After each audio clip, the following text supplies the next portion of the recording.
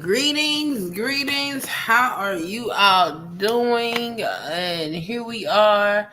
We are here to look at the 2025 policy agenda. So, shout out to everybody that is here and wants to see what's going on with this 2020 nonsense. Okay, if we can call it that.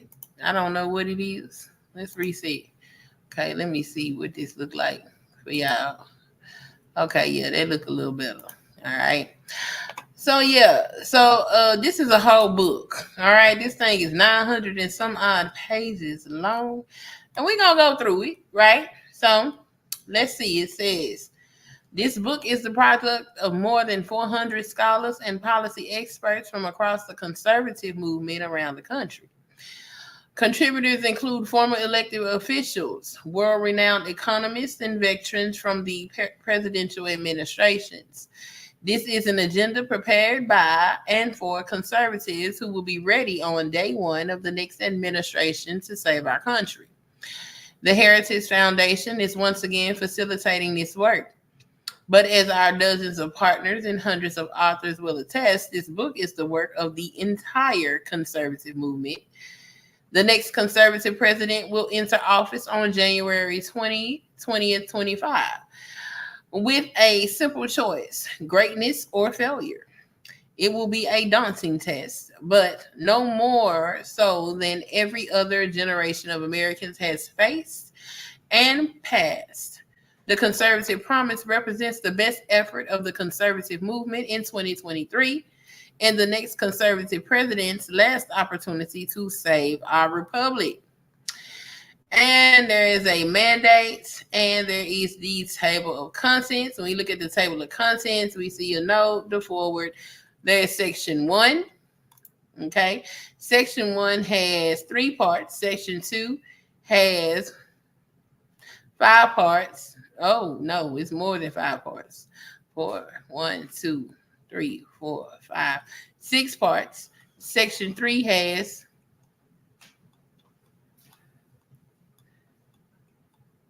11 parts. Section 4 has 6 parts. Section 5 has 4 parts. And then there is the afterword. Okay, so this gonna be probably about 6 streams at the very least. So let's get started. We looked at the table of contents. Let's look at a note on Project 2025. And what is the difference? Okay, they're the same thing. All right.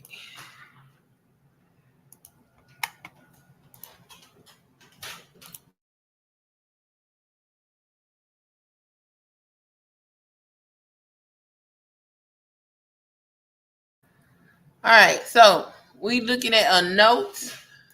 All right, so a note on Project 2025. It says, we want you. The 2025 Presidential Transition Project is the conservative movement's unified effort to be ready for the next conservative administration to govern at 12 noon, January 20th, 2025. Welcome to the mission.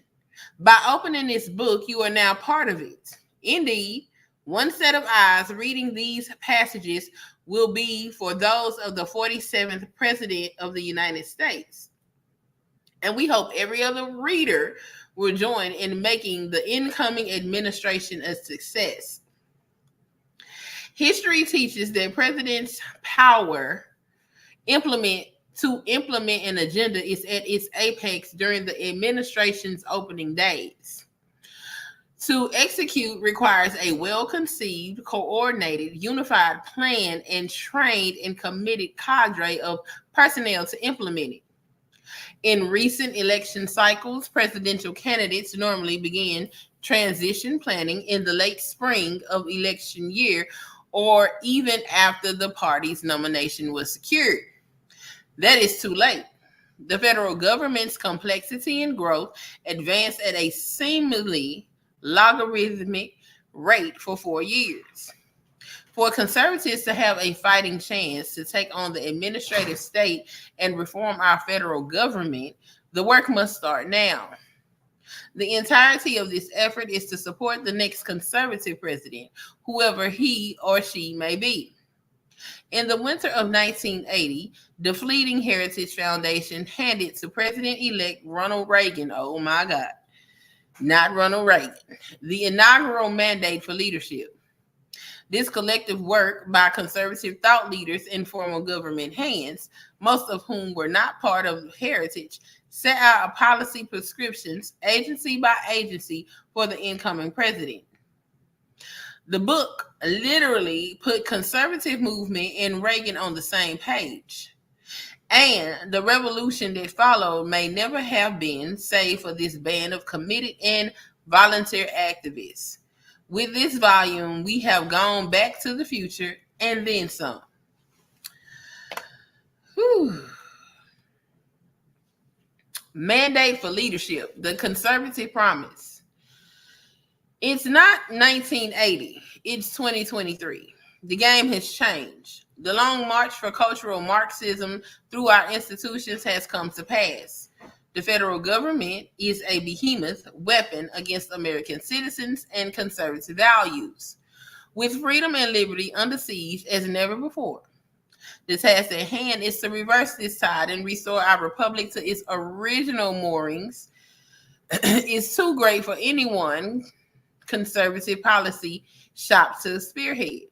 It requires the collective action of our movement. With the quickening approach of January 2025, we have 2 years and one chance to get it right. Project 2025 is more than 50 and growing of the nation's leading conservative organizations joining forces to prepare and seize the day. The axiom goes, personnel is policy, and we need a new generation of Americans to answer the call and come to serve. This book is functionally an invitation for you, the reader, Mr. Smith, Mrs. Smith, and Miss Smith, to come to Washington or support those who can. Our goal is to assemble an army of aligned, vetted, trained, and prepared conservatives to go to work day one to deconstruct the administrative state. The project is built on 4 pillars. Pillar 1. This volume puts in one place a consensus view of how major federal agencies must be governed, and where disagreement exists, brackets out these differences for the next president to choose path. Pillar 2 is a personnel database that allows candidates to build their own professional profiles and our coalition members to review and voice their recommendations. These recommendations will then be collated and shared with the president-elect's team, greatly streamlining their appointment process. Pillar 3 is a Presidential Administration Academy, an online educational system taught by experts from our coalition. For the newcomer, this will explain how the government functions and how to function in government. For the experienced, we will host in-person seminars with advanced training and set the bar for what is expected for senior leadership. In Pillar 4, the playbook, we are forming agency teams and drafting transition plans to move out upon the president's utterance of "So help me God." As Americans living at the approach of our nation's 250th birthday, we have been given as much. As conservatives, we are much required to steward this precious heritage for the next generation. On behalf of our coalition partners, we thank you and invite you to come join us at project2025.org. Written by Paul Dans, director of Project 2025. All right. So there's that. Okay. Whoops. Hey, Key Kitchen. Thanks for coming in. Let me share the screen, y'all. I lost it. Well, I ain't lose it. I just got to go to the... All right. So that was our notes. And let's look at the forward. Let me see how this looks for y'all. share this tab instead. Let's see how this look. I'm gonna make it a little bigger. Let's make it bigger. Let's see. Okay, yeah, that look good. I'm doing pretty good, Miss Key. Thanks for asking. How are you? A Promise to America, Kevin D. Roberts, PhD. It says, 44 years ago, the United States and the conservative movement were in dire straits. Both had been betrayed by the Washington establishment and were uncertain whom to trust. Both were internally splintered and strategically adrift.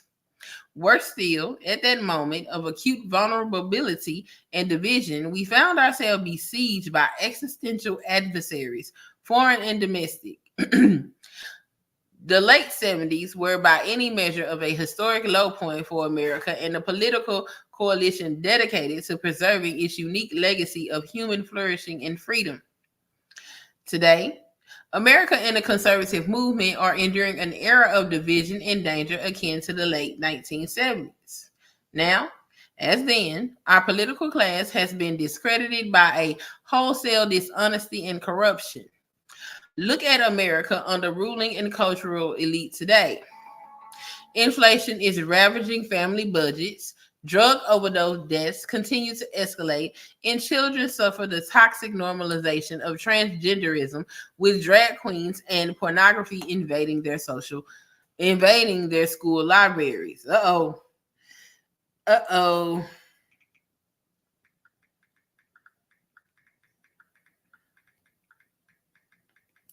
So that's interesting because in Texas, they've already put a ban.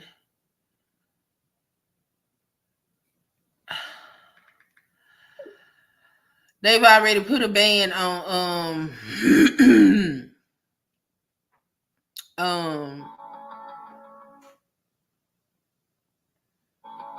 they already put a ban on porn websites, adult websites in Texas. Give me a second, Lord. This is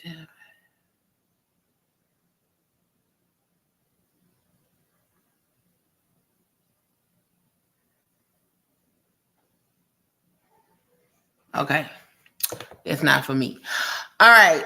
And overseas, a totalitarian communist dictatorship in Beijing is engaged in a strategic, cultural, and economic cold war against America's interests, values, and people, all while globalist elites in Washington awaken only slowly to that growing threat.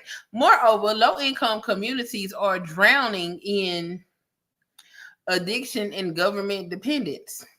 Contemporary elites have even repurposed the worst ingredients of the 1970s radical chic to build the totalitarian cult known as the Great Awakening. And now, as then, the Republican Party seems to have little understanding about what to do. Most alarming of all is the very moral foundations of our society are in peril. Yet students of history will note that notwithstanding all these challenges, the late 1970s proved to be the moment when the political right unified itself and the country and led the United States to historic political, economic, and social victories. The Heritage Foundation is proud to have played a small but pivotal role in that story. It was in the early 1970s, amid stagflation, gas lines, and the Red Army's invasion of Afghanistan, the nadir of Jimmy Carter's days of milice. That heritage launched a Mandate for Leadership project. We brought together hundreds of conservative scholars and academics across the conservative movement. Together, this team created a 20-volume, 3,000-page governing handbook containing more than 2,000 conservative policies to reform the federal government and rescue the American people from Washington dysfunction. It was a promise from the conservative movement to the country, confident, specific, and clear. Mandate for Leadership was published in January 1981. The same month, Ronald Reagan was sworn into his presidency. By the end of that year, more than 60% of its recommendations had become policy. And Reagan was on his way to ending stagflation, reviving American confidence and prosperity, and winning the Cold War. The bad news today is that our political establishment and cultural elites have once again driven America toward decline. The good news is that we know the way out, even though the challenges today are not what they were in the 1970s. Conservatives should be confident that we can rescue our kids, reclaim our culture, revive our economy, and defeat the anti-American left at home and abroad. We did it before, and we will do it again. As Ronald Reagan put it, freedom is fragile, is a fragile thing, and it's never more than one generation away from extinction. It is not ours by way of inheritance. It must be fought for and defended constantly by each generation. This is the duty history has put before us and the standard by which our generation of conservatives will be judged. And we should not want it any other way. The legacy of Mandate for Leadership, and indeed the entire Reagan Revolution, is that if conservatives want to save the country, we need a bold and courageous plan. This book is the first step in that plan. The Conservative Promise. This whole volume, The Conservative Promise, is the opening salvo for the 2025 Presidential Transition Project, launched by the Heritage Foundation and our many partners in April 2022. Its 30 chapters laid out hundreds of clear and concrete policy recommendations for White House offices, cabinet departments, Congress, and agencies, commissions, and boards.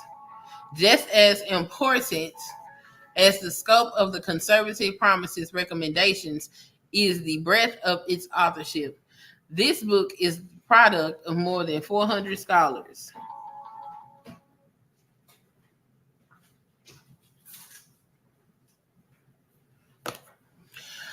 and policy experts from across the conservative movement and around the country. Contributors include former elected officials, world-renowned economists, and veterans from our presidential administrations. This agenda, prepared by and for conservatives who will be ready on day one of the next administration to save our country from the brink of disaster. The Heritage Foundation is once again facilitating this work. But as our dozens of partners and hundreds of authors will attest, this book is the work of the entire conservative movement. As such, the authors express consensus recommendations already forged, especially along four broad fronts that will decide America's future. 1, restore the family as the centerpiece of American life and protect our children. 2, dismantle the administrative state and return self-governance to American people. 3, defend our nation's sovereignty, borders, and bounty against global threats. 4, secure our God-given individual rights to live freely, what our Constitution calls the blessings of liberty. What makes these 4 pieces of conservative promise so valuable to the next president is that they cut through superficial distractions and focus on the moral and foundational challenges America faces in this moment of its history. This was one of the secrets of conservative success in the Reagan era. One of our generation should emulate. Oh Lord, not emulate, right? As in the late 1970s, Americans today experience the failures of political and cultural elites in countless ways.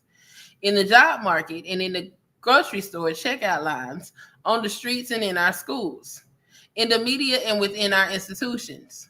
But in truth, these daily dysfunctions are not innumerable problems, but innumerable manifestations of a few core crises. In 1979, the threats we faced were the Soviet Union, the socialism of 1970s, liberals, and the predatory defiancy of cultural elites. Reagan defeated these beasts by ignoring their tentacles and striking instead at their hearts. His approach to the Cold War, we win and they lose. His economic agenda, the human dignity of work and its many rewards. his platform in the cultural wars, the community of values embodied in these words: family, work, neighborhood, peace, and freedom. This book and the Project 2025 as a whole will arm the next conservative president with the same kind of strategic clarity, but for a new age. Mandate of for leadership, the conservative promise. Promise number one: restore the family as the centerpiece of American life and protect our children. The next conservative president must get to work pursuing the true priority of politics, the well-being of the American family.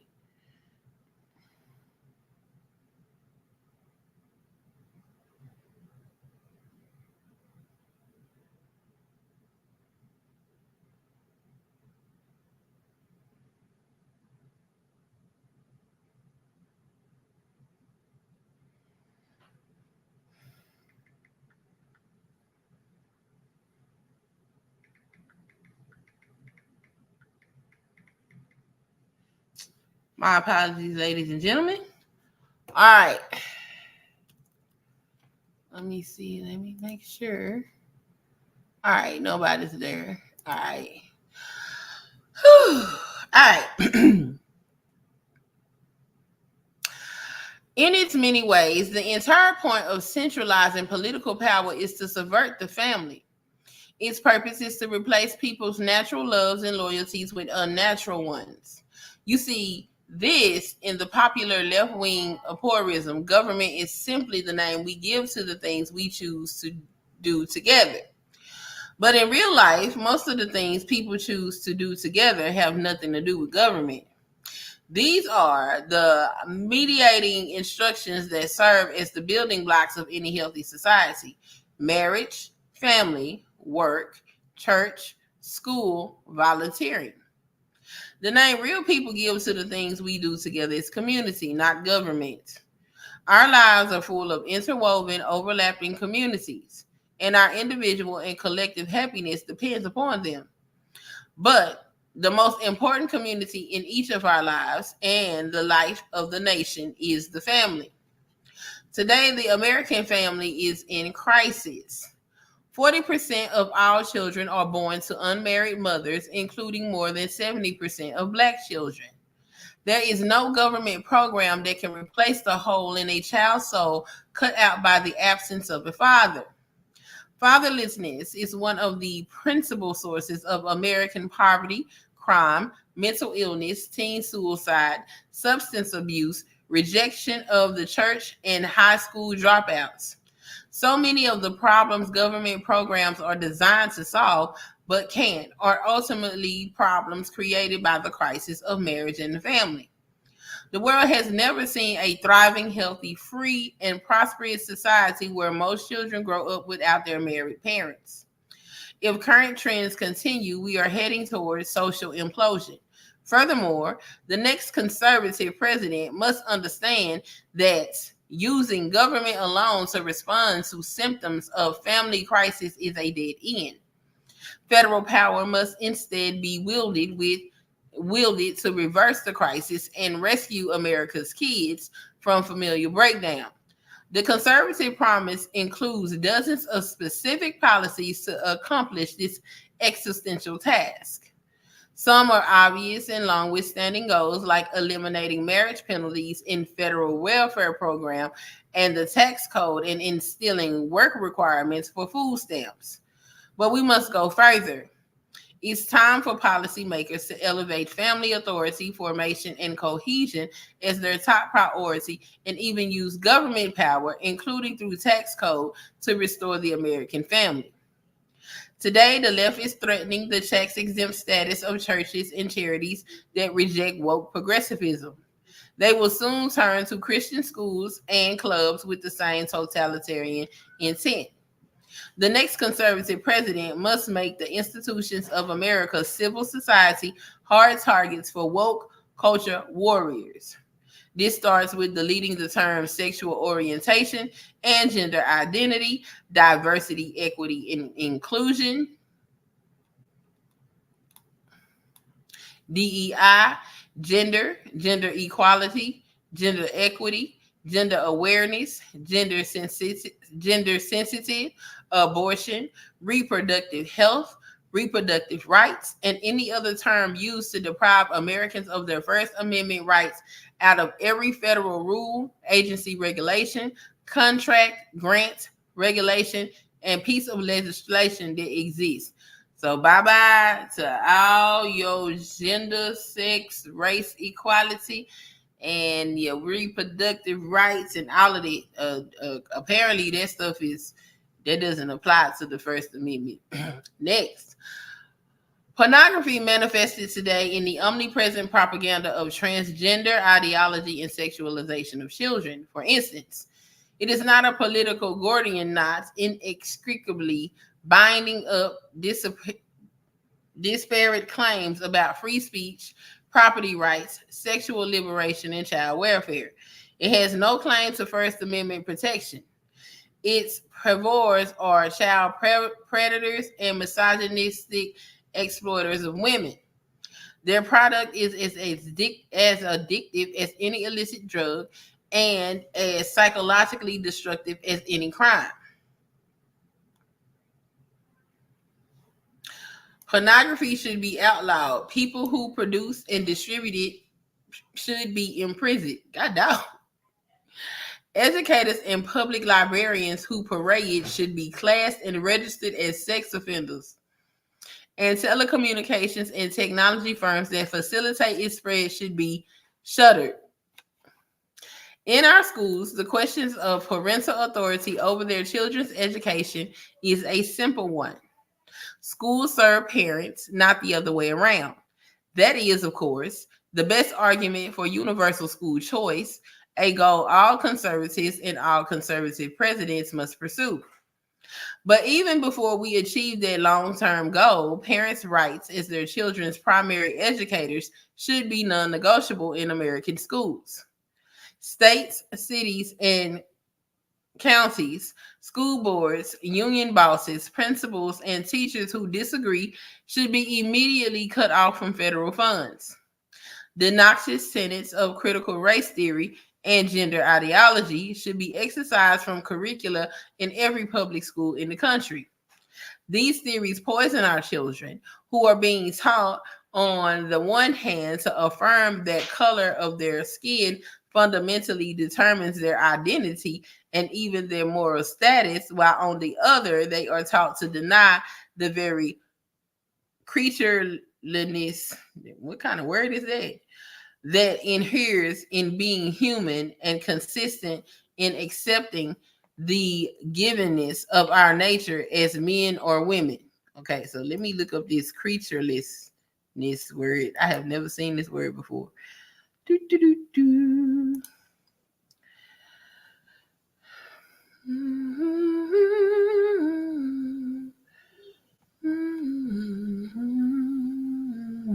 It says the state or quality of being creaturely. I have no idea. I still don't know what they mean. Okay, so sharing things in common. All right, we all human, I suppose. That's what we looking at. All right. Uh-oh, where it go? Okay. Allowing parents or physicians to reassign the sex of a minor is child abuse and must end. For public institutions to use taxpayer dollars to declare the superiority or inferiority of certain races, sexes, and religions is a violation of the Constitution and civil rights law and cannot be tolerated by any government anywhere in the country. But the pro-family promises expressed in this book and central to the next conservative president's agenda go much further than the traditional narrow definition of family issues. Every threat to family stability must be confronted. To this resolve should color each of our policies. Consider our approach to big tech. The worst of these companies prey on children like drug dealers to get them addicted to their mobile apps. Many Silicon Valley executives famously don't let their own kids have smartphones. They nevertheless make billions of dollars addicting other people's children to theirs. TikTok, Instagram, Facebook, Twitter, and other social media platforms are specifically designed to create the digital dependencies that fuel mental illness and anxiety, to fray children's bond with their parents and siblings. Federal policy cannot allow this industrial scale child abuse to continue. Finally, conservatives should gratefully celebrate the greatest pro family win in a generation, overturning Roe versus Wade, a decision that for 5 decades made a mockery of our Constitution and facilitated the deaths of tens of millions of unborn children. But the Dobbs decision is just the beginning. Conservatives in the states and in Washington, including the next conservative administration, should push as hard as possible to protect the unborn in every jurisdiction in America. In particular, the next conservative president should work with Congress to enact the most robust protections for the unborn that Congress will support while deploring existing federal powers to protect innocent life and vigorously complying with statutory bans on the federal funding of abortion. Conservatives should ardently pursue these pro-life and pro-family policies while recognizing the many women who find themselves in immensely difficult and often tragic situations and the heroism of every choice to become a mother. Alternative options to abortion, especially adoption, should receive federal and state support. In summary, the next president has a moral responsibility to lead the nation in restoring a culture of life in America again. So since they're saying all this, me personally, I'm interested in seeing what they have to say about the children that are currently in the foster care system and what they plan on doing about that now and going forward, since they so interested in being pro-life, because pro-life is not just for unborn babies. I think pro-life is for children that are already here. They deserve to live a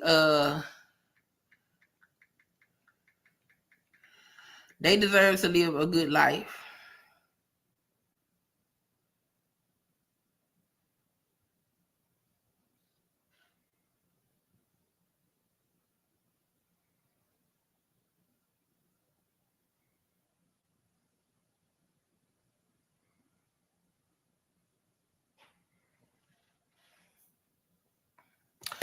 Okay.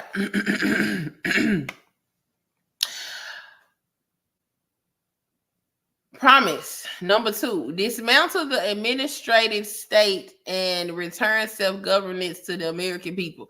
Now, I'm interested in this because all of that they said up there, that sounded like a whole lot of government involvement in a whole lot of things.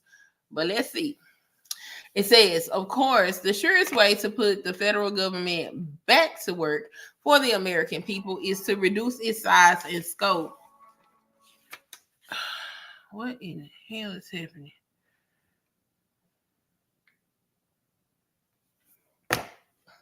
Size and scope back to something resembling the original constitutional intent. Conservatives desire a smaller government, not for its own sake, but for the sake of human flourishing. But the Washington establishment doesn't want a constitutionally limited government because it means they lose power and are held more accountable by people who put them in power. Like restoring popular sovereignty, the task of reattaching the federal government's constitution and democratic teethers called to mind Ronald Reagan's observation that there are no easy answers, but there are simple answers. In the case of making the federal government smaller, more effective, and accountable, the simple answer is the Constitution itself. The sure proof of this is how strenuously and creatively generations of progressives and many Republicans insiders have worked to cut themselves free from the strictures of the 1789 Constitution and subsequent amendments. Consider the federal budget. Under current law, Congress is required to pass a budget and 12 issue specific spending bills comporting with it every single year. Last time Congress did so was in 1996. Congress no longer meaningfully budgets, authorizes, or characterizes spending. Instead, party leaders negotiate one multi-trillion-dollar spending bill, several thousand pages long, then vote on it before anyone literally has had a chance to read it. Debate time is restricted. Amendments are prohibited, and all of this is backed up against a midnight deadline when the previous omnibus spending bill will run out and the federal government shuts down. This process is not designed to empower 3,300 million American citizens and their elected representatives, but rather to empower the party elites secretly negotiating without any public scrutiny or oversight. In the end, congressional leaders' behaviors and incentives here are no different from those of global elites insulating policy discussions over the climate, trade, public health, you name it. From the sovereignty of national electorates, public scrutiny and democratic accountability make life harder for policymakers, so they skirt it. It's not dysfunction, it's corruption. And despite its gaudy price tag, the federal budget is not even close to the worst example of this corruption. That distinction belongs to the administrative state, the dismantling of which must a top priority for the next conservative president. The term administrative state refers to the policy making work done by the bureaucracies of all federal government departments, agencies, and millions of employees. Under Article 1 of the Constitution, all legislative powers herein granted shall be vested in a Congress of the United States, which shall consist of a Senate and a House of Representatives.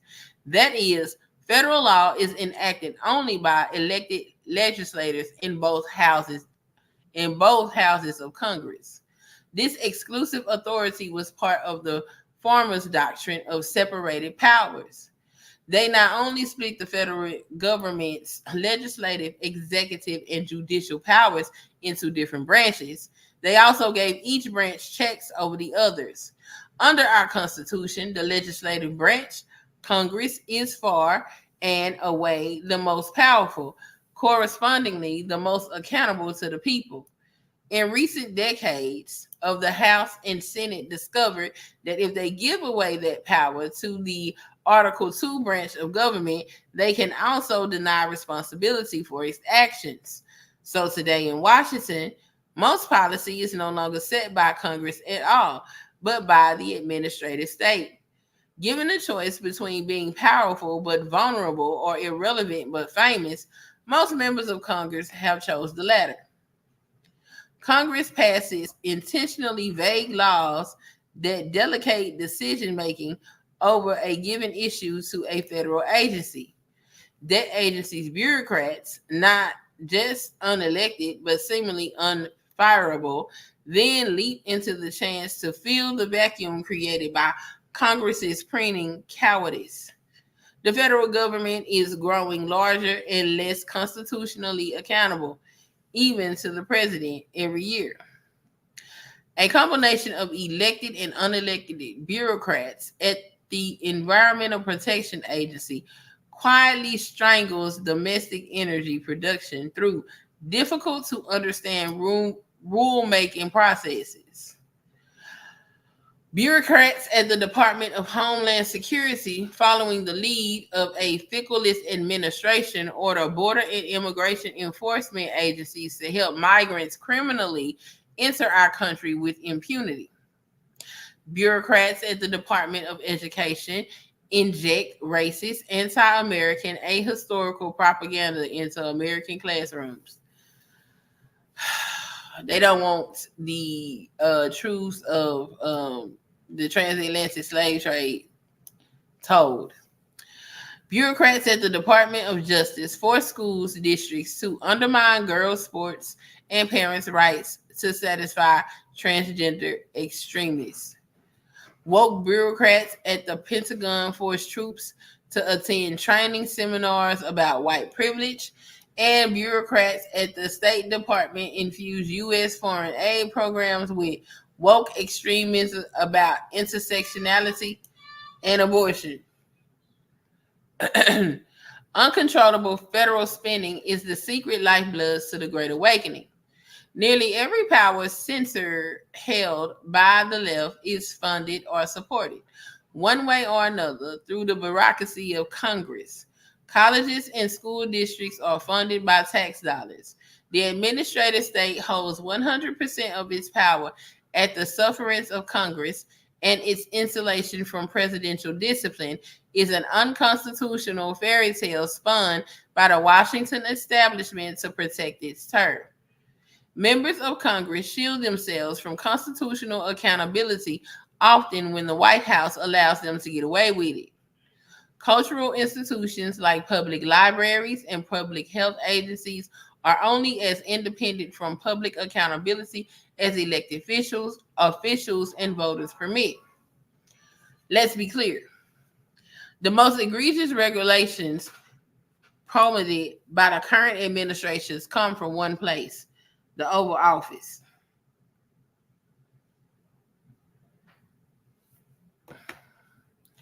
The president cannot hide behind agencies, as his many executive orders make clear. His is the responsibility for the regulations that threaten American communities, schools, and families. A conservative president must move swiftly to do away with these vast abuses of presidential power and remove the career and political bureaucrats who fuel it. Properly considered, restoring fiscal limits and constitutional accountability to the federal government is a continuation of restoring national sovereignty to the American people. In foreign affairs, global strategy, federal budgeting, and policy making, the same pattern emerges again and again. Ruling elites slash and tear at restrictions and accountability placed on them. They centralize power up and away from the American people, to supranational treaties and organizations, to left-wing experts, to sight unseen, all or nothing legislating, to the unelected career bureaucrats of the administrative state. As monolithic as the left institutional power appears to be, it originates with appropriations from Congress and is made complete by a fickless president. A conservative president must look to the legislative branch for decisive action. The administrative state is not going anywhere until Congress acts to revive its own power from bureaucrats and the White House. But in the meantime, there are many executive tools a courageous conservative president can use to handcuff the bureaucracy. Push Congress to return to its constitutional responsibility, restore power over Washington to the American people, bring the administrative state to heel, and in the process, defang and defund the woke culture warriors who have infiltrated every last institution in America. The conservative promise lays out how to use many of these tools, including how to fire supposedly unfireable federal bureaucrats, how to shutter wasteful and corrupt bureaus and offices, how to muzzle woke propaganda at every level of government, how to restore the American people's constitutional authority over the administrative state, and how to save untold taxpayer dollars in the process. Finally, our president can restore public confidence and accountability to our most important government function of all, national defense. The American people desire a military full of highly skilled servicemen and women who can protect the homeland and our interests overseas. The next conservative president must end the left's social experimentation with the military, restore warfighting as its sole mission, and set defeating the threats of the Chinese Communist Party as its highest priority. Oh, wow. They want to go fight the Chinese? Is that what that sounded like? Did you hear that? The next conservative president must possess the courage to relentlessly put the interests of the everyday American over the desires of the ruling elites. Their outrage cannot be prevented. It must simply be ignored. And it can be. The left derives its power from the institutions they control. But these institutions are only powerful to the extent that the Constitution offers surrender to their own legitimate authority to them. A president who refuses to do so and uses his or her office to reimpose constitutional authority over federal policy making can begin to correct decades of corruption and remove thousands of bureaucrats from the positions of public trust they have so long abused. Promise number 3: defend our nation's sovereignty, borders, and bounty against global threats. The United States belongs to we the people. All government authority derives from the consent of the people, and our nation's success derives from the character of its people. The American people's right to rule ourselves is the averse of our duty. We cannot outsource to others our obligation to ensure the conditions that allow our families, local communities, churches, and synagogues and neighborhoods to thrive. The buck stops.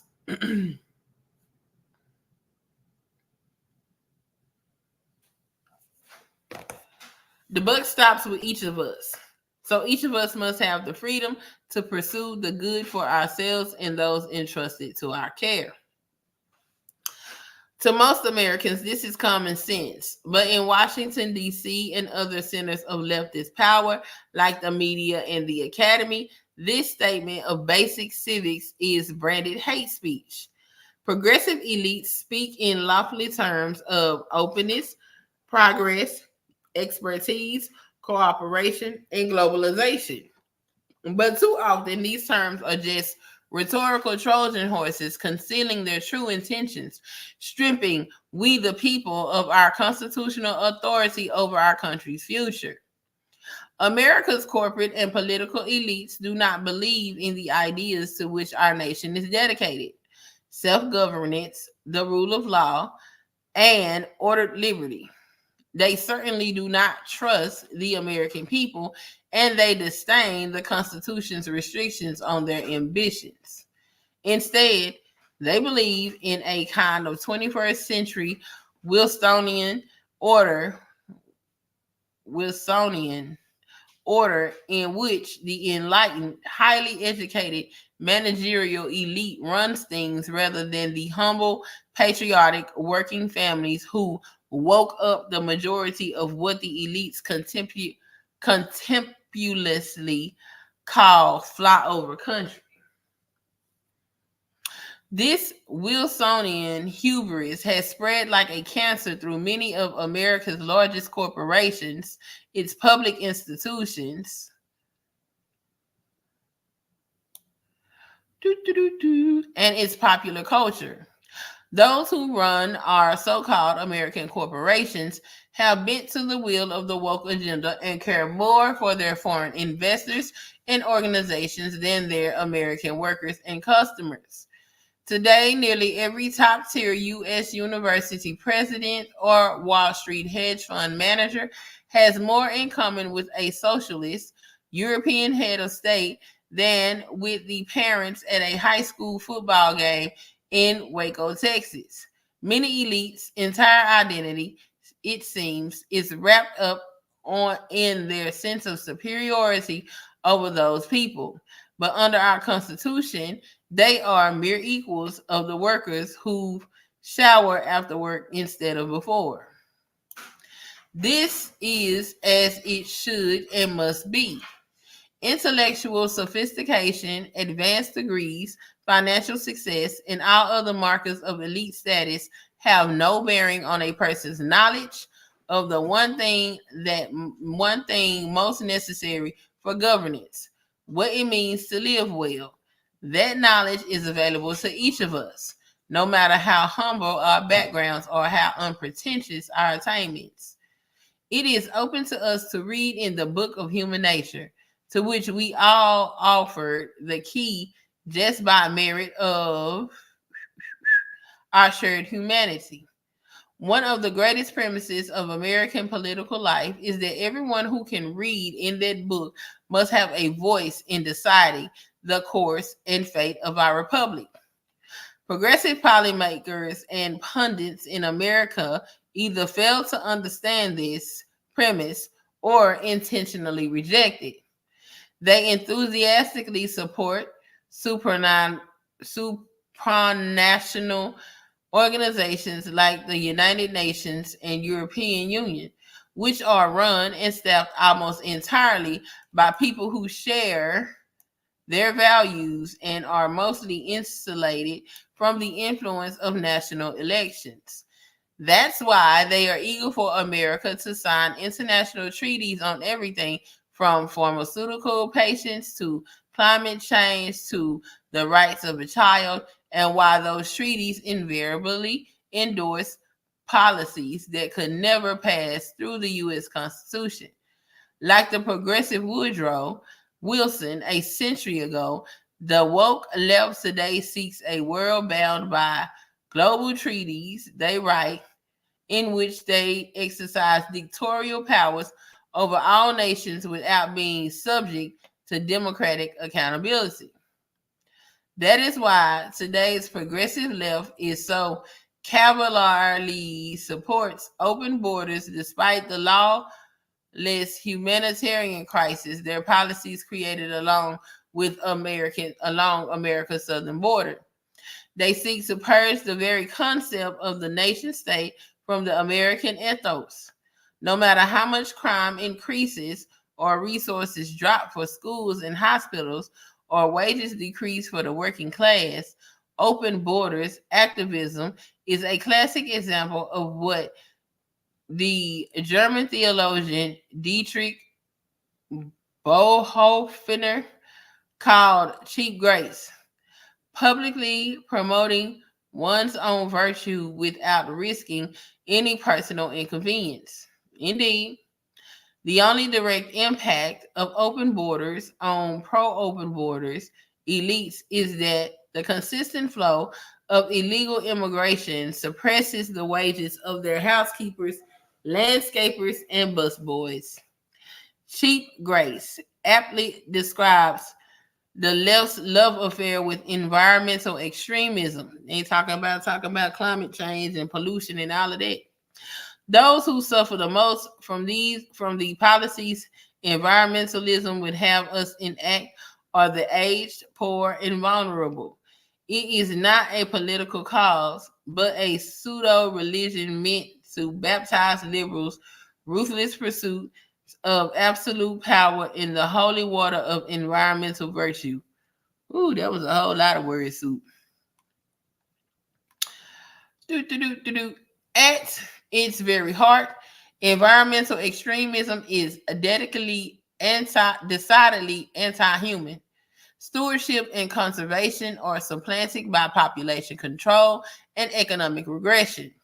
Environmental ideologies would ban the fuels that run almost all of the world's cars, planes, factories, farms, and electricity grids. Abandoning confidence in human resilience and creativity in responding to the challenges of the future would raise impediments to the most meaningful human activities. They would stand human affairs on their head regarding human activity itself as fundamentally a threat to be sacrificed to the God of nature. The same goals are the heart of elite support for economic globalization. For 30 years, America's political, economic, and cultural leaders embraced and enriched Communist China and its genocidal Communist Party while hollowing out America's industrial base. What may have started out with good intentions has now been made clear. Unfettered trade with China has been a catastrophe. It has made a handful of American corporations enormously profitable while twisting their business incentives away from the American people's needs. For a generation, politicians of both parties promised that engagement with Beijing would grow our economy while injecting American values into China. The opposite has happened. American factories have closed, jobs have been outsourced, our manufacturing company has been our manufacturing economy has been financialized.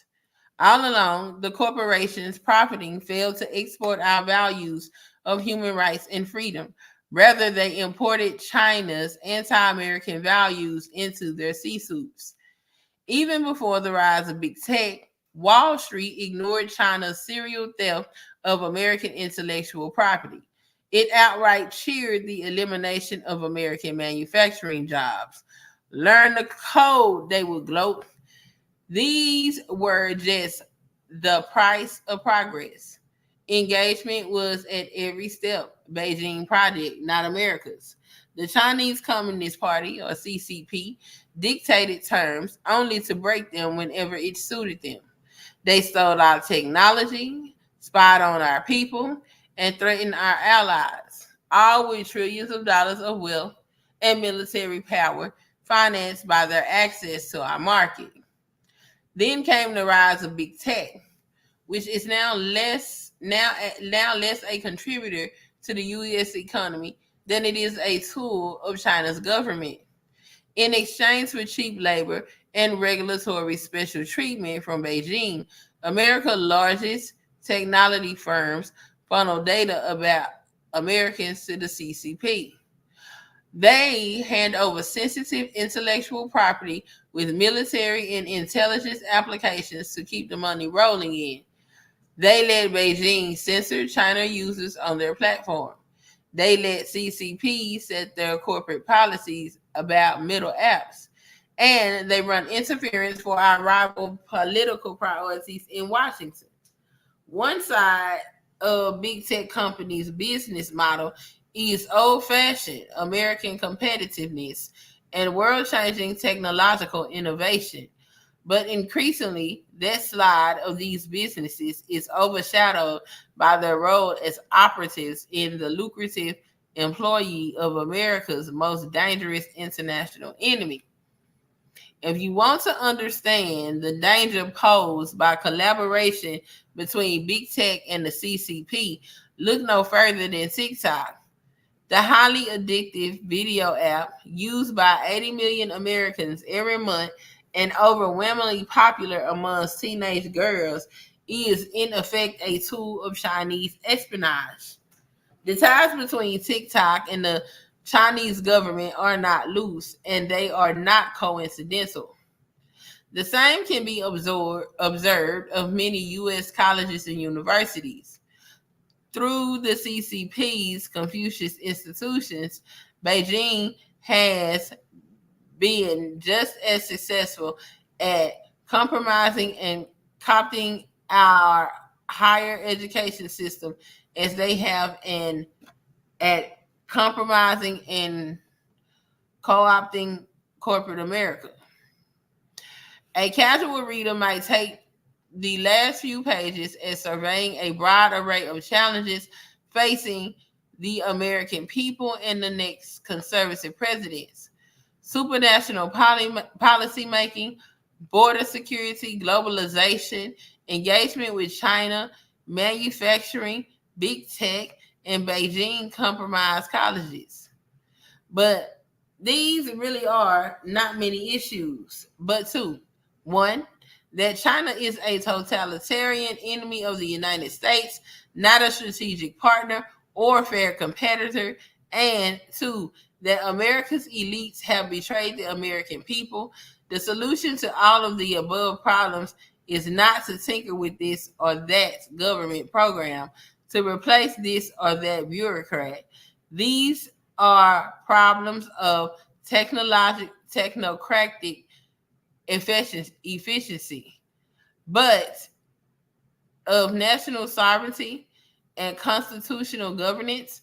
We solve them not by trimming and reshaping the leaves, but by ripping out the trees, roots, and branch. International organizations and agreements that erode our Constitution rule of law. Somebody's here. How you doing, Cat Eye? Hello, hello. What's up, Queen? Miss 45 minutes. Hey, Lana Love. I sure didn't get my notification. I'm mad too. Are you subscribed to the channel? Better be. This is my fourth channel, so I don't Oh know if wow. you're subscribed here. Okay, I'm a recant it then. I don't know. I'm definitely gonna go subscribe. Okay. How you So, doing? where we at? Okay. The solution to all of the above problems is not to tinker with this or that government program to replace this or that bureaucrat. These problems, not of technocratic efficiency, but of national sovereignty and constitutional governance. We solve them not by trimming and reshaping the leaves, but by ripping out the trees, roots and branch. International organizations in agreement that erode our constitution, rule of law, or proper sovereignty should not be reformed. They should be abandoned. Illegal immigration should be ended, not mitigated. The border sealed, not reprioritized. Economic engagement with China should be ended, not rethought. Our manufacturing and industrial base should be restored, not allowed to deteriorate further.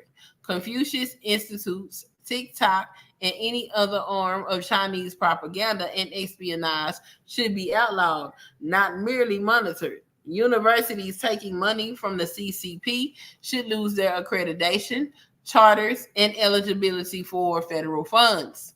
The next conservative president should go beyond merely defending America's energy interests, but go on offense, asserting them around the world. America's vast reserves of oil and natural gas are not an environmental problem. They are the lifeblood of economic growth. American dominance over global energy market would be a good thing for the world and for more importantly for we the people.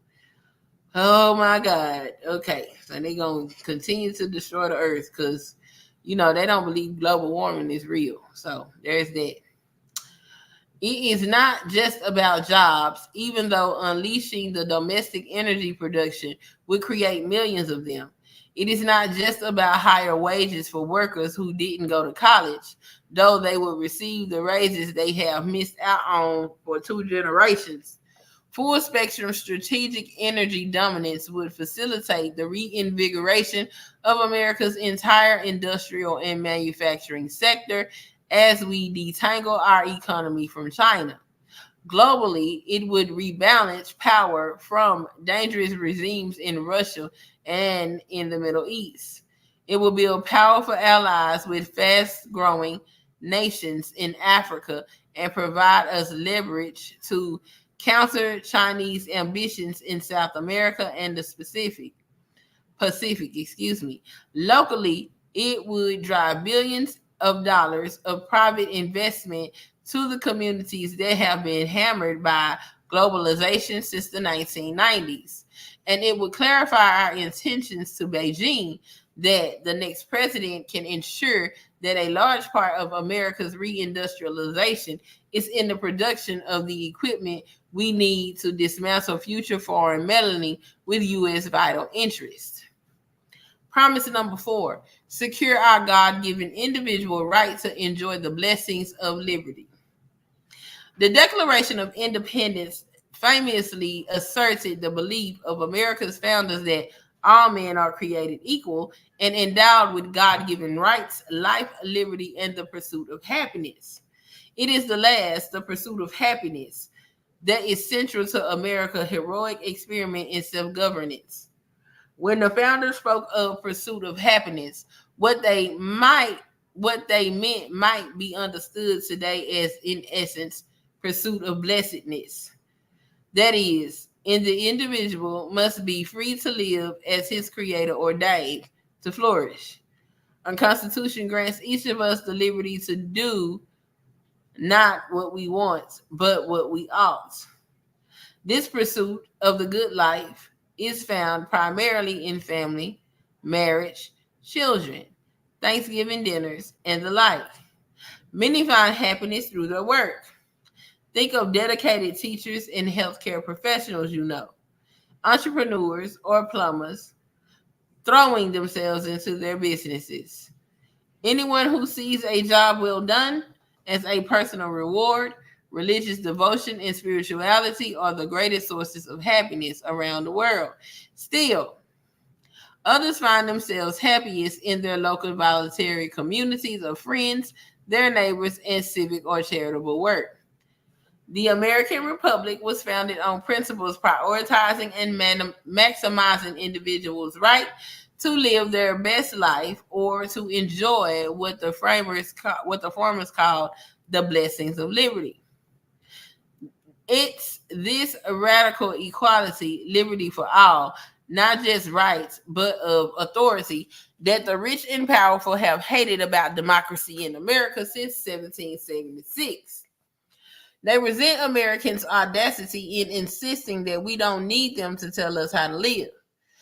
It's this inalienable right of self direction of each person's opportunity to direct himself or herself and his or her community to the good that the ruling class disdains. With the Declaration and Constitution, our nation's founders handed to us the means which to preserve this right. Abraham Lincoln wrote the Declaration as an apple of gold in a silver frame, the Constitution. So, the next conservative president looks to these documents when the elites mount their next assault on liberty. Left to our own devices, the American people rejected European monarchy and colonialism just as we rejected slavery, second-class citizenship for women, mercantilism, socialism, Wilsonism, globalism, fascism, communism, and today wokeism. To the left, these assertions of patriotic self-governments are just so many signs of our moral depravity and intellectual inferiority, proof that, in fact, we need a ruling elite making decisions for us. But the next conservative president should be proud, not ashamed of American unique culture of social equality and ordered liberty. After all, the countries where Marxist elites have won political and economic power are all weaker, poor, and less free for it. The United States remains the most innovative and upwardly mobile society in the world. Government should stop trying to substitute its own preferences for those of people. And the next conservative president should champion the dynamic genius of free enterprise against the grim miseries of elite direct socialism. The promise of socialism, communism, Marxism, progressivism, fascism, whatever name it chooses, is simple. Government control the economy can ensure equal outcomes from all the people. The problem is that it has never done so. There is no such thing as the government. There are just people who work for the government and wield its power and who, at almost opportunity, wield it to serve themselves first and everyone else a distant second. This is not a failing of one nation or socialist party, but inherent in human nature. Nighttime satellite images of the Korean Peninsula famously show the free market South lit up with homes, businesses, and city electrified from coast to coast. By contrast, communist North Korea is almost completely dark, except for the small dot of the capital city, Pyongyang, where the psychotic dictator and his cronies live. The same phenomenon is on display in the infuriating fact that the four of the six richest countries in the United States are suburbs of Washington, D.C., and a city infamous for its lack of native productive industries. We see the same corruption expressed on an individual level when billionaire climate activists who want to outlaw carbon fueled transportation fly to A-list conferences on their private jets. Or when COVID-19 shut down politicians like former House Speaker Nancy Pelosi and California Governor Gavin Newsom were caught at their hair salon or dining at fancy restaurants after moralizing about how everyone must stay home and forego such luxuries during the pandemic. For socialists who are almost always well to do, socialism is not a means of equalizing outcomes. But a means of accumulating power. They never get around to helping anyone else. That's an interesting statement. The Soviet Empire was a social and economic failure. North Korea, despite the opulence of its tyrants, is one of the poorest nations in the world. Cuba is so corrupt that its people regularly risk their lives to escape to Florida on rafts. Venezuela was once the richest nation in South America. Today, a decade after Marxist dictator took over, 94% of Venezuelans live in poverty. Even Socialist Senator Bernie Sanders' home state of Vermont was forced to repeal the state's single-payer healthcare system just 3 years after creating it. In every case, social elites promised that if only they could direct the economy, everything would be better. Very quickly, everything got worse. In socialist nation after socialist nation, the only way the government could keep its disgruntled people in line was to surveil and terrorize them. By contrast, in countries with high degree of economic freedom, elites are not charged because everyone is in charge.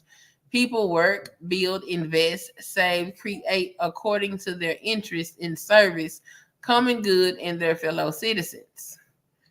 There is a reason why the private economy hews to the maxim the customer is always right, while government bureaucracies are notoriously user unfriendly, just as there is a reason why private charities are cheerful and government welfare systems are not. It's not because grocery store clerks and PTA moms are good and federal bureaucrats are bad. It is because private enterprises, for profit or non-profit, must cooperate to give to succeed. So as the American people take back their sovereignty, constitutional authority, respect for their families and communities, they should also take back their right to pursue the good life. The next president should promote pro-growth economic policies that spur new jobs and investment, higher wages, productivity.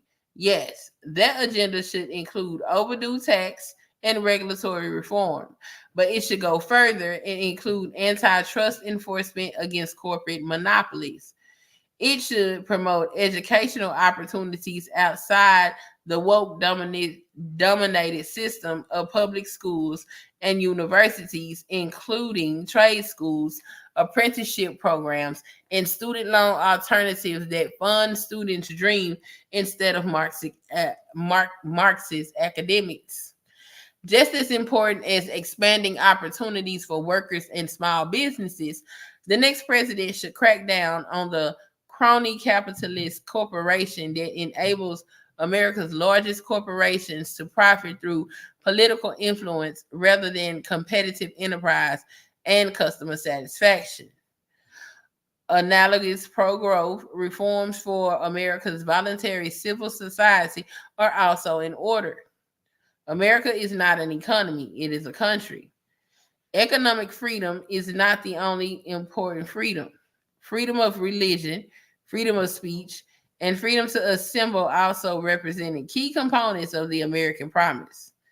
Today, to the big in addition to the problem of big tech censorship, we will see speakers at universities shouted down, parents investigated and arrested for attempting to speak at school board meetings, and donors to conservative causes harassed and intimidated. The next conservative president must defend our First Amendment rights. Oh boy. Best effort.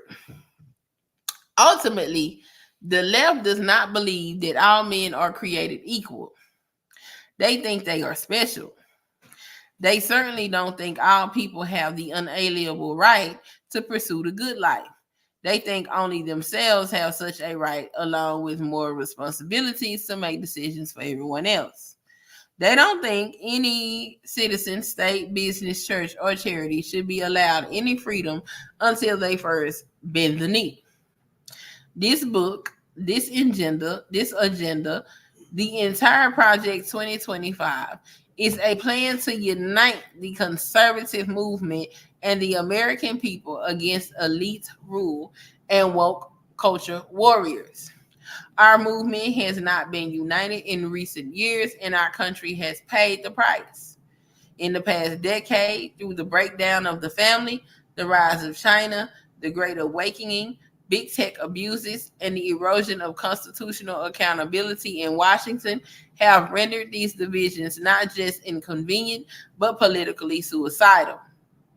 Every hour, the left directs federal policy and elites institutions, our sovereignty, our constitution, our family, and our freedoms are a step closer to disappearing.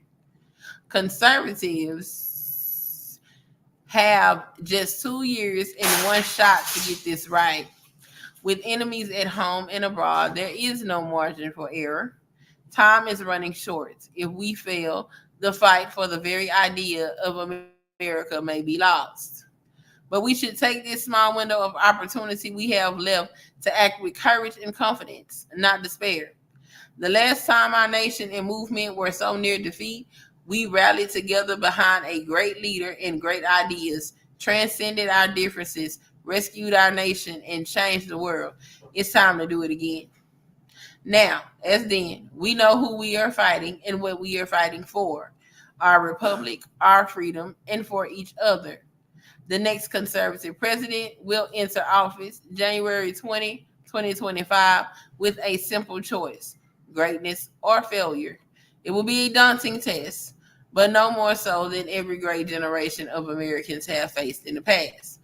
The conservative promise represents the best effort for the conservative movement in 2023 and the next conservative president's last opportunity to save our republic. All right, so that was the notes on the Project 2025 and the forward to Project 2025. And oh my gosh, they have been doing they done already came out with a hell of an introduction. Hey Josh, how you doing?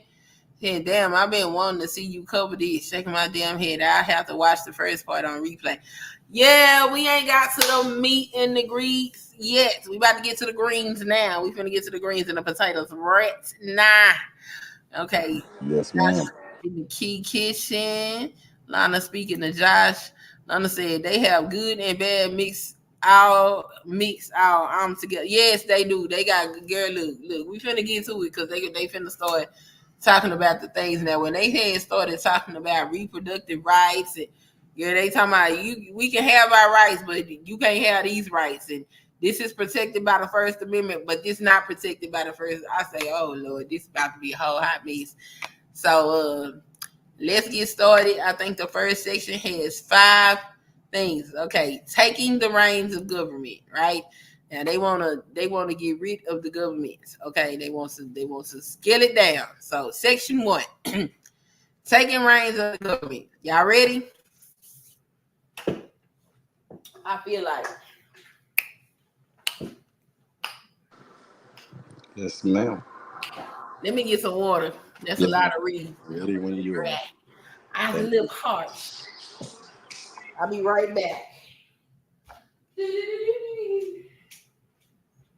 Oh boy. Oh shit.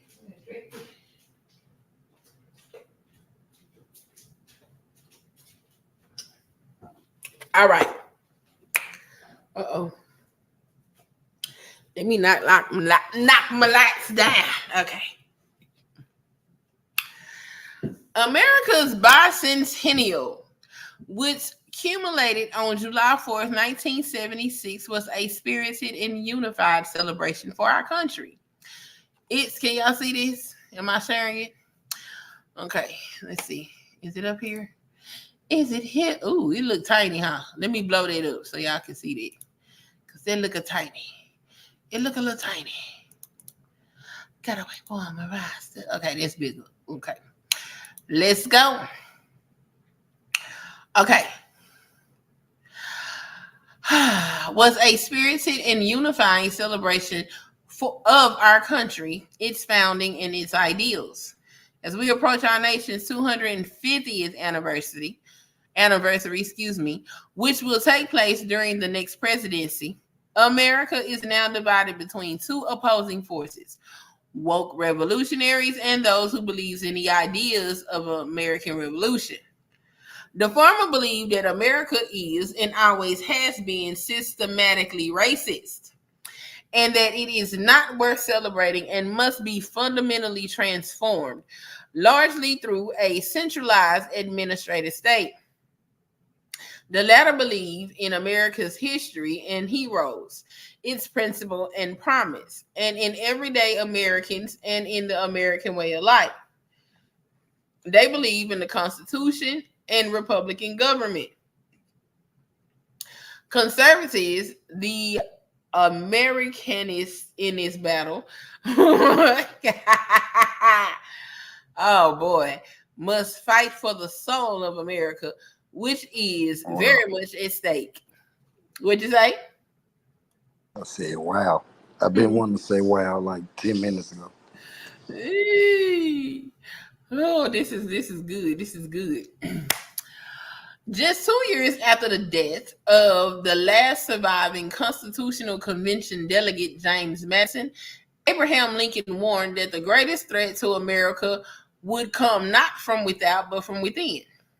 This is evident today. Whether it be mask and vaccine mandates, school and business closures, efforts to keep Americans from driving gas cars or using gas stoves, or efforts to defund the police, indoctrinate school children, alter beloved books, abridge free speech, undermine the colorblind idea, or deny the biological reality that there are only two sexes, the left's steady stream of insanity appears to be never ending. The next administration must stand up for American ideas, American families, and American culture. All things in which, thankfully, most Americans still believe. Highlighting this need, former director of the Office of Management and Budget, Rush Vaults, writes in Chapter 2, the modern conservative president's task is to limit control and direct the executive branch on behalf of the American people. At the core of this goal is the work of the White House and the Central Personnel Agency. Article 2 of the Constitution vests all federal executive power in a president made accountable to the citizenry through regular elections. Our founders wrote, the executive power shall be vested in a president of the United States of America. Accordingly, vote rights. It is the president's agenda that should matter to the departments and agencies, not their own. Yet, the federal bureaucracy has a mind of its Oh, own. What's up? then go ahead. Just go ahead, Queen. I'm quiet. I'm listening. Go ahead, sister. Yet the federal bureaucracy has a mind of its own. Federal employees are often ideologically aligned, not with the majority of the American people, but with one another, posing a profound problem for Republican governments, a government of, by, and for the people. As Donald Devine, Dennis Kirk, and Paul Dan write in Chapter 3, an autonomous bureaucracy has neither independent or constitutional status nor separate moral legitimacy. Byzantine personnel rules provide the bureaucrats with their chief means of self protection.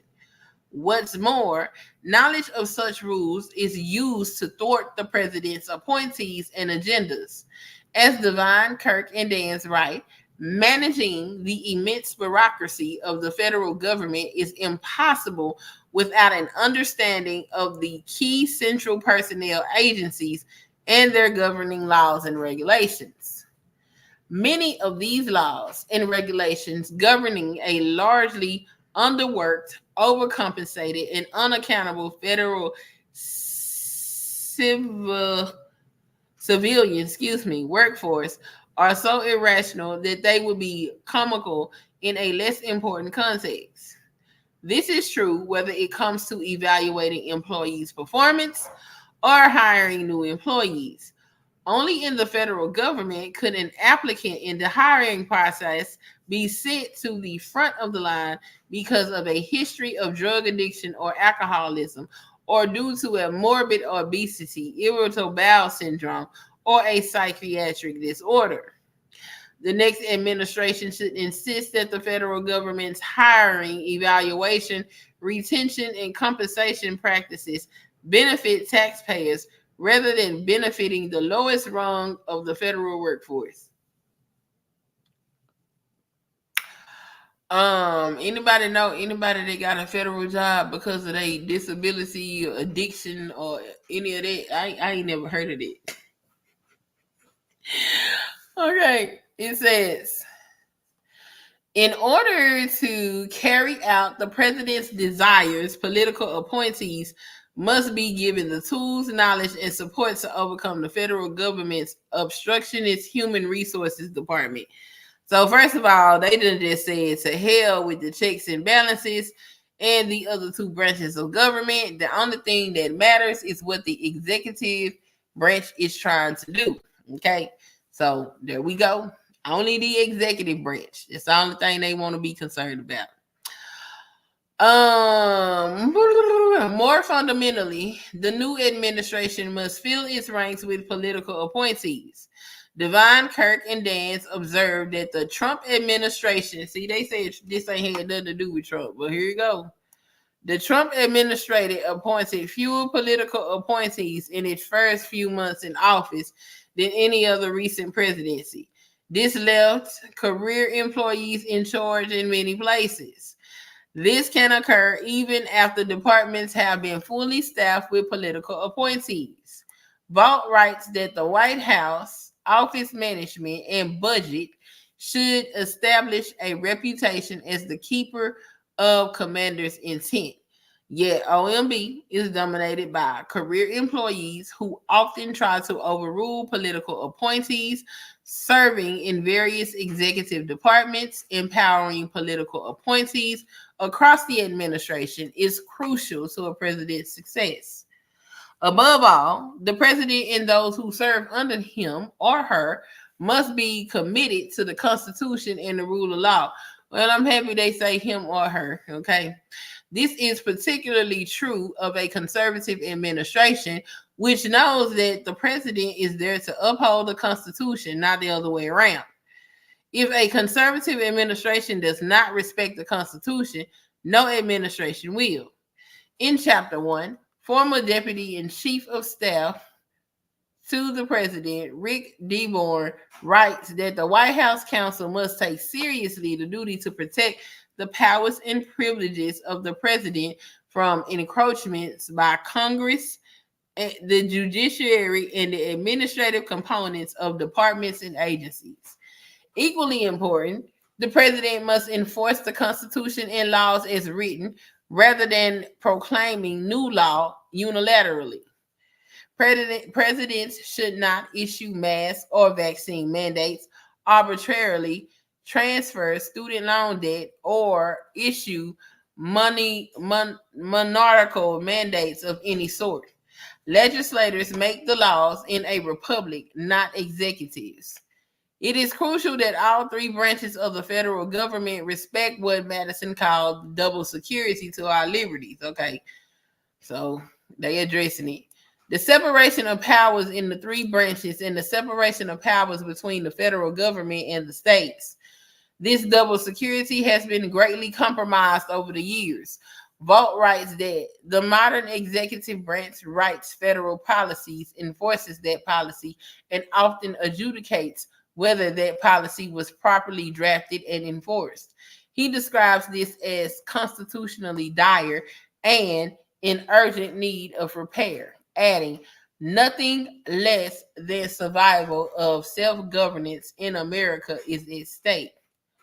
When it comes to ensuring freedom can flourish, nothing is more important than deconstructing the centralized administrative state.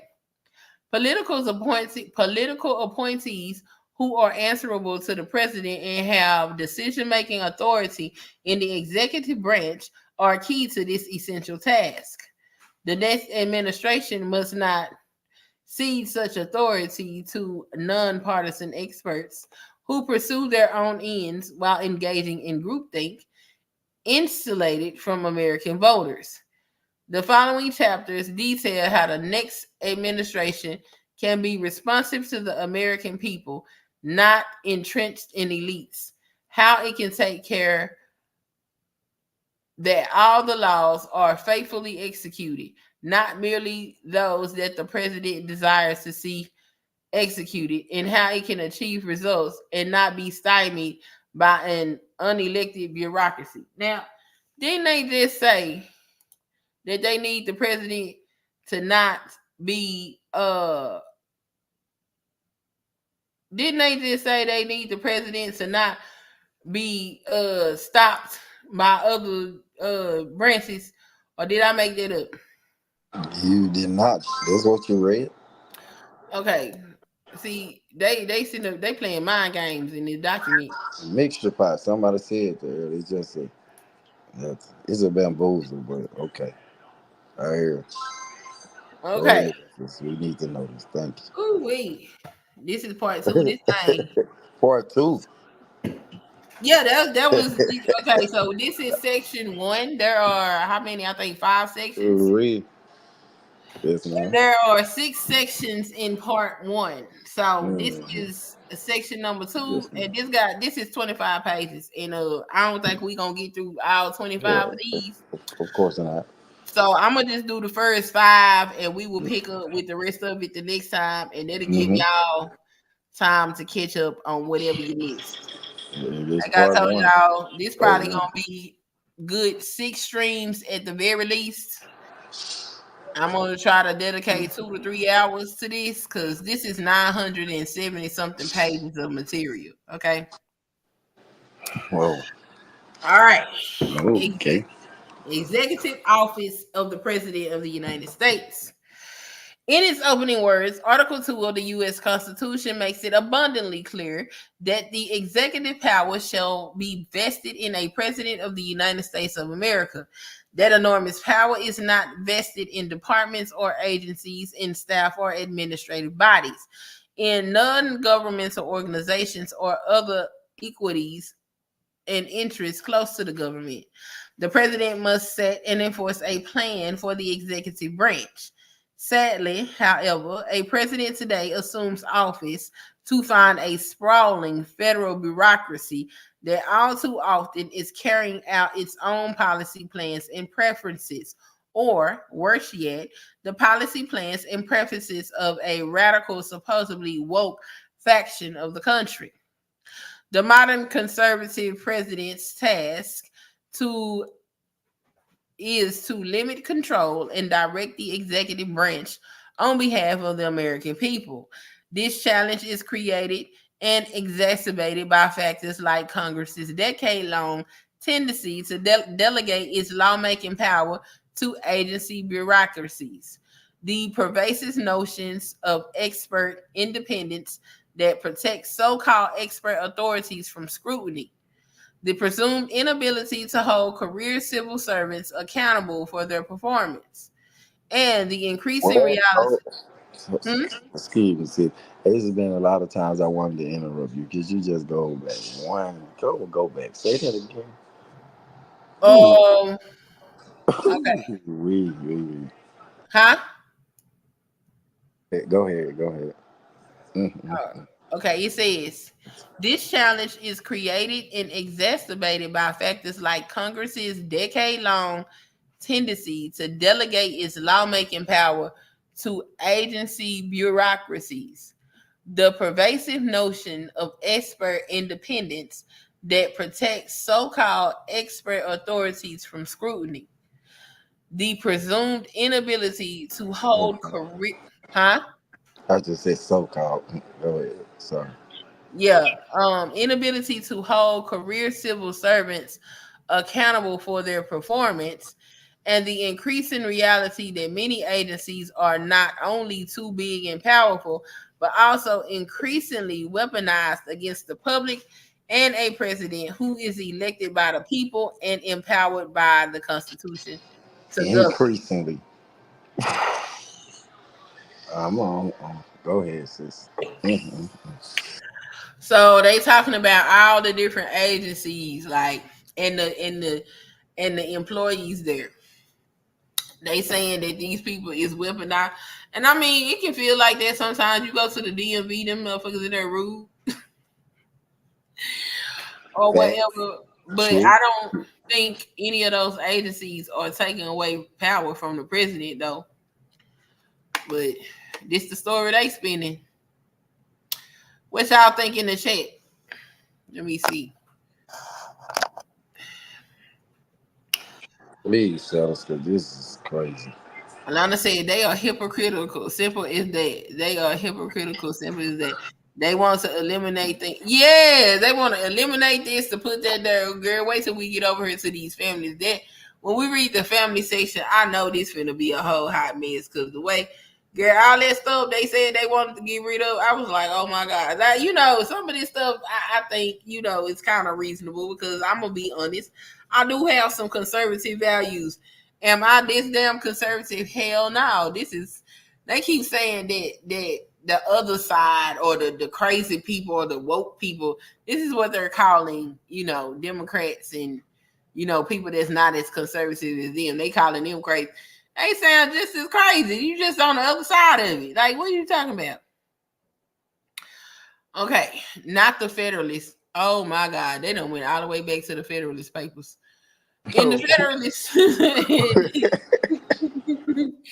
number 47, James Madison warned that the accumulation of all powers, legislative, executive, and judiciary, in the same hands, whether of one, a few, or many, and whether hereditary, self appointed, or elective, may justly be pronounced the very definition of tyranny. Regrettably, that wise and cautionary note describes to a significant degree the modern executive branch, which, whether controlled by the bureaucracy or the president, writes federal policy, enforces that policy, and often adjudicates whether that policy was properly drafted and enforced. The overall situation is constitutionally dire, unsustainably expensive, and in urgent need of repair. Nothing less than the survival of self governance in America is at stake. I don't know what they mean. Hold on. You don't? Go I back. don't know what, Just go huh? back. Go back to dire. Go back to dire. Say the sentence before it dies. Okay. Shit. Do, do, do, do, do, do. Okay. All right. It says the accumulation of all powers, legislative, executive, and judiciary, in the same hands, whether of one, a few, or many, and whether hereditary, self appointed, or elective, may justly be pronounced the very definition of tyranny. Okay, I get that part. But y'all finna say, okay, y'all finna say, hey, okay, this is what it is. So saying this, keep on going and listen to the extent that they'll go, and just see who getting power, because that's what it's all about. It's the way of life. But I want you to repeat that. Not what you just said, but keep going, sis.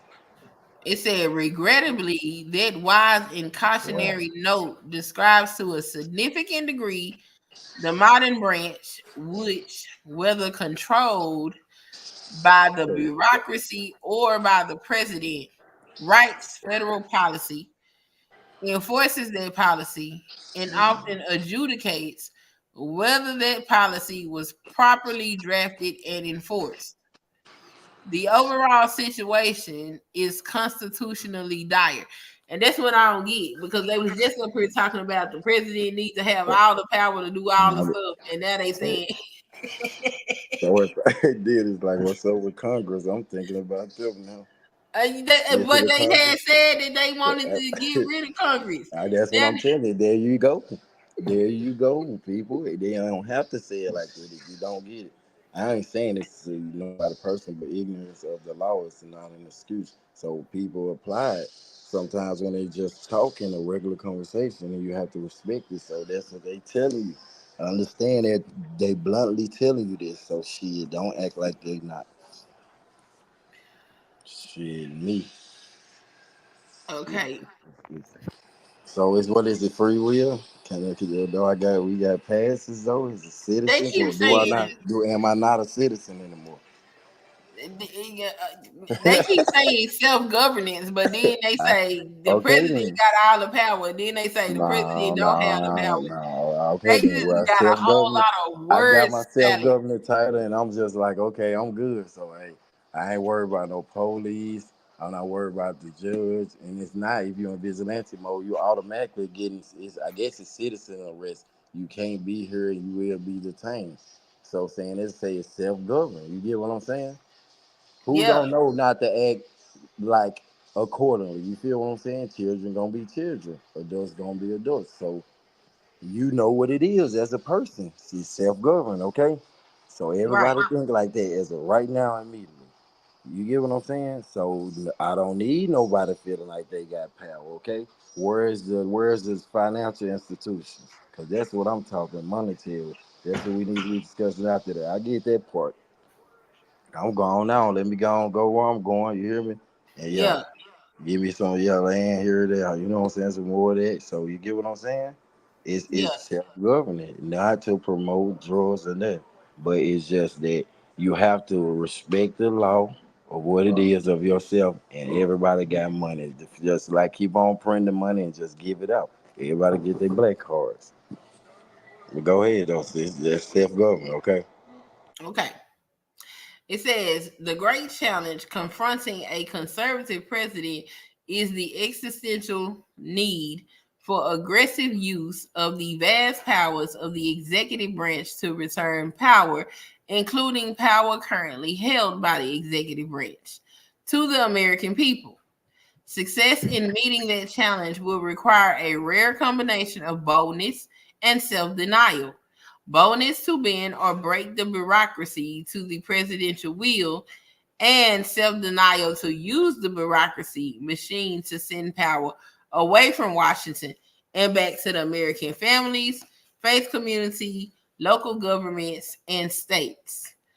Fortunately, a president who is willing to lead will find in the executive office of the president, the EOP, the levers necessary to reverse this trend and impose a sound direction for the nation on the federal bureaucracy. The effectiveness of those EOP levers depend on the fundamental premise that it is the president's agenda that should matter to the departments and the agencies that operate under his constitutional authority, and that as a general matter, it is the president's chosen advisors who have the best sense of the president's aims and intentions, both with respect to the policy he intends to enact, with respect to the interests that must be secured to govern successfully on the behalf of the American people. This chapter focuses on key features of and recommendations for several of the EOP's important components. Okay, so now we finna go. U.S. Office of Management and Budget. Office of Management and Budget assists the president in the execution of his policy agenda across the government by employing many statutory and executive procedural levers to bring the bureaucracy in line with all budgetary, regulatory, and management decisions. Properly understood, it is a president's air traffic control system with the ability to charge to ensure that all policy initiatives or flying in sync and with the authority to let planes take off, at times grounding planes that are flying off course. OBM's key roles include developing and enforcing the president's budget and executing the appropriations laws that fund the government, managing the agencies and personnel performance, procurement policy, financial management, and information technology, developing the president's regulatory agenda, reviewing new regulatory actions, reviewing federal information collections, and setting and enforcing Breakfast federal. staff. Huh? I was just I ain't gonna repeat myself, but I had named the country. Go Oh, ahead. and setting and enforcing federal information policy, Mhm. and coordinating and clearing agency communications with Congress, including testimonies and views on draft legislations.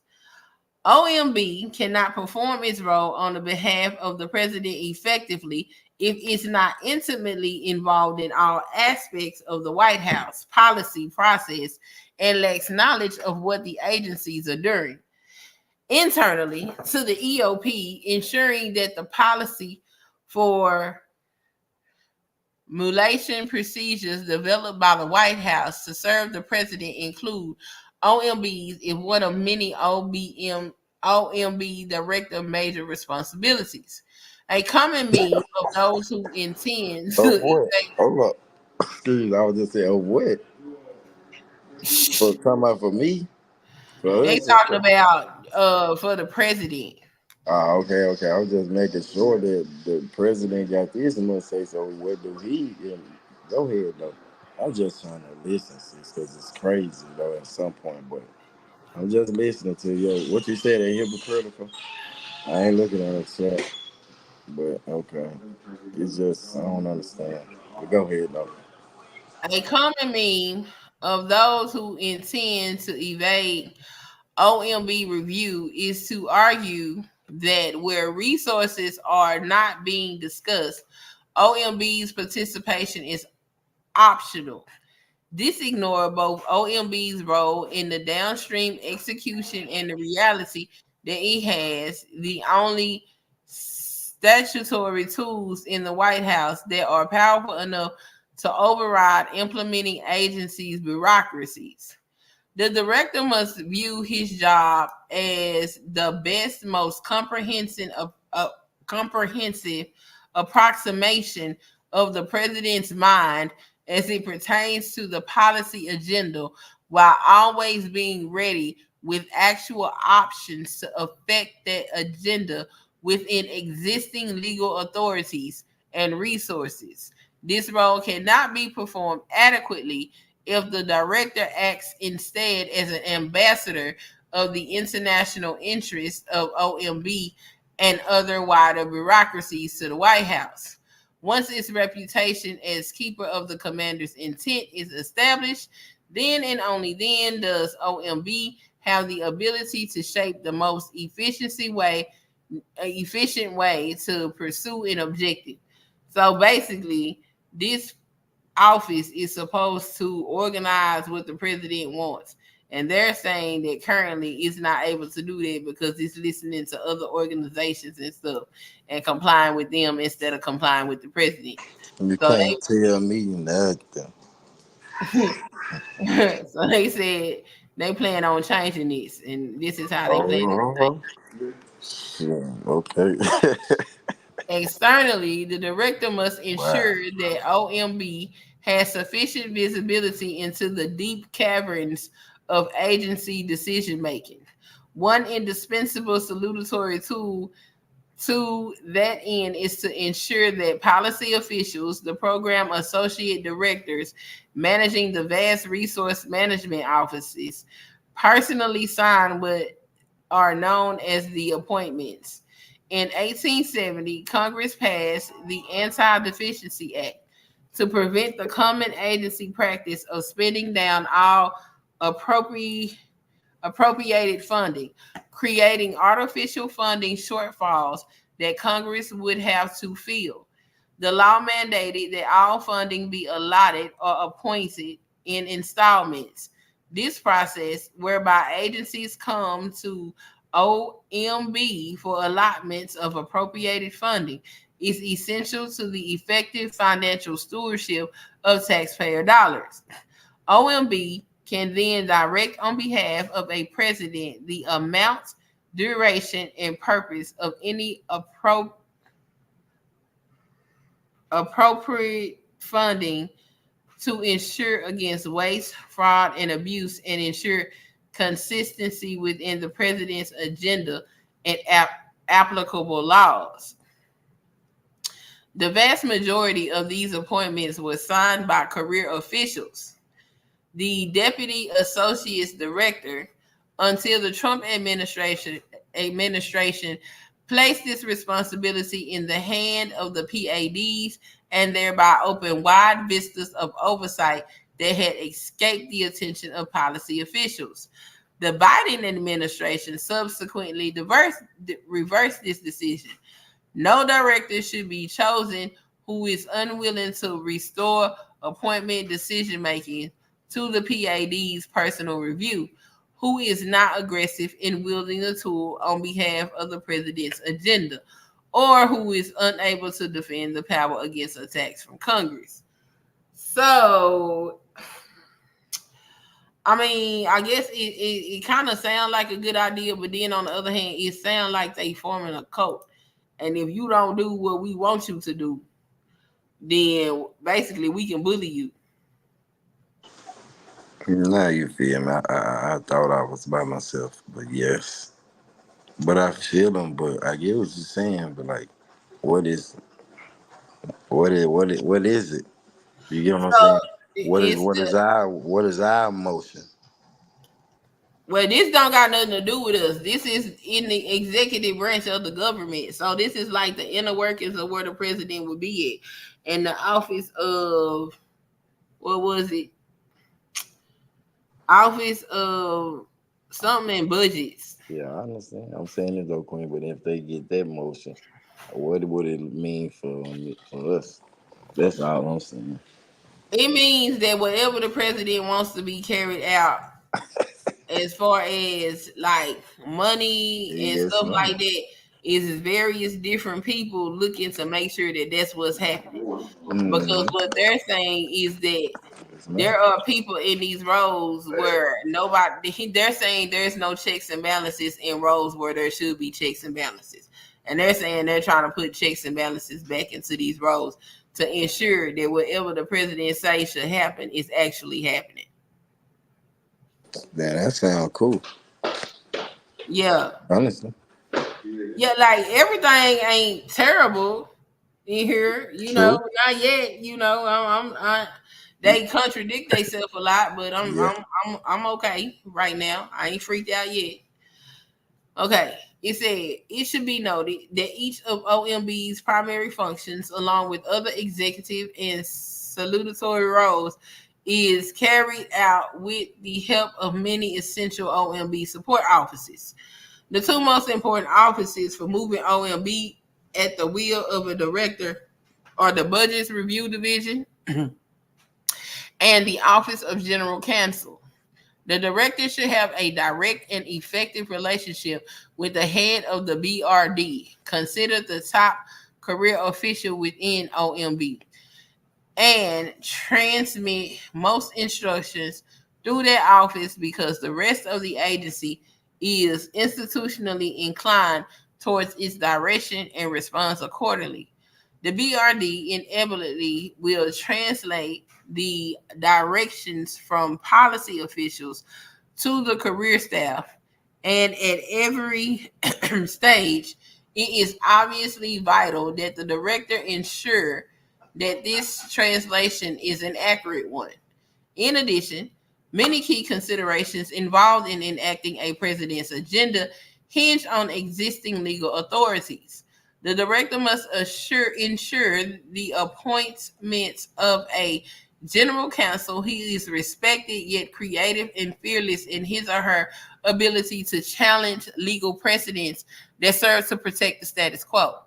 This is vital within OMB, not only with respect to the adequate development of policy options for the president's review, but also with respect to agencies that attempt to protect their own institutional interests and foreclose certain avenues based on the mere assertion and not proof that the law disallows it, or that conversely attempts to disregard the clear statutory commands of Congress. In general, the director should empower a strong deputy director with authority over the deputy for management, the PADs, and the Office of Information and Regulatory Affairs to work diligently to break down barriers within OMB and not allow turf disputes or lack of visibility to undermine the agency's principal budget, management, and regulatory functions. OMB should work toward a one OMB position on behalf of the president and represent that view during the various policy making processes. Budget.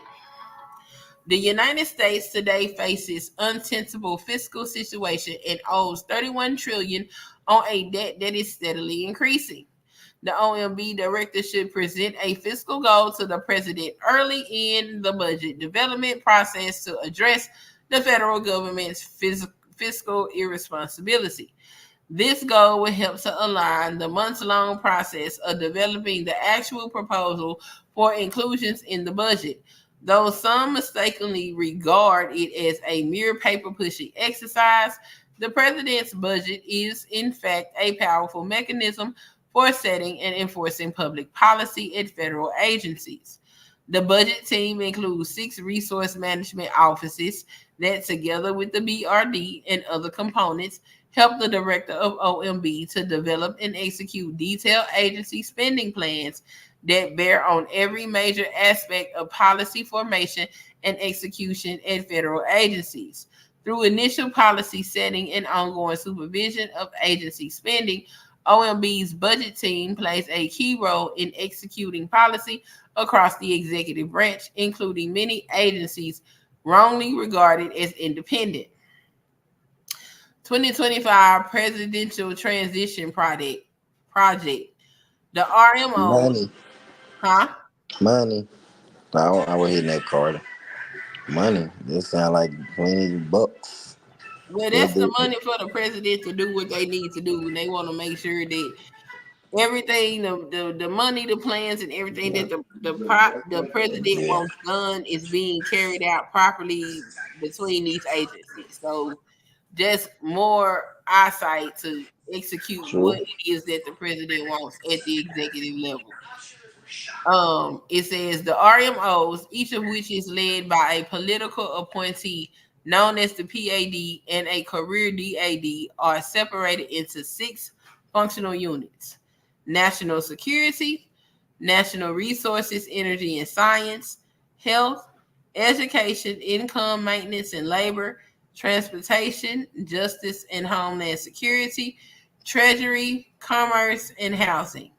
Because the RMOs are institutionally ingrained in nearly all policy making and implementation across the executive branch, they play a critical role in helping the director to implement the president's public policy agenda. However, because each RMO is responsible for formulating and supervising such a wide range of policy details, many granular but critical policy decisions are effectively left to the career professionals who serve across administration. So they saying people that just work in their office making decisions instead of people who are appointed to make these decisions. To enhance the OMB's director ability to help the president drive policy at the agencies, the existing 6 RMOs should be divided into smaller subject matter areas, allowing for more PADs, and each of these PADs should have a deputy PAD. This expanding pool of RMOs with additional policy leadership will enable more comprehensive direction and oversight of policy development and implementation. Now, how they keep saying they trying to decrease government, and they keep opening up all these different positions. Sound like they putting more people in these. Never mind. Regardless of whether Congress adopts the president's full set of budget recommendations, the president should reintroduce the concept of administrative pay as you go or administrative pay go.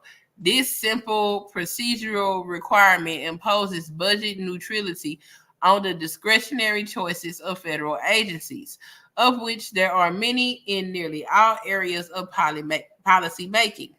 This simple step forces the executive branch to control what it can control. The principal may occasionally yield to other overarching requirements, such as presidential regulatory budget, but in nearly all cases, administrative paygo plays a unique and indispensable role in enforcing fiscal responsibility at federal departments and agencies. The president should use every possible tool propose and impose fiscal discipline on federal government. Anything short of that would constitute abject failure. And mm, we'll start back with management. When we come back, we gonna end on page 47. Okay. And yeah, first stop, the White House. That's where we at. We at the White House. All right. So yeah, we got about a good 6, 7, 8, 9, 10 streams of this. This is long, all right. So shout out to everybody that came by and listen. Leave y'all thoughts in the comments and things. If y'all want to talk about it, we can definitely talk about it. But I can't wait till we get to the good stuff. Okay, I can't wait. I can't wait. Okay, but yeah, thank y'all for coming. We will see y'all next time. Peace out.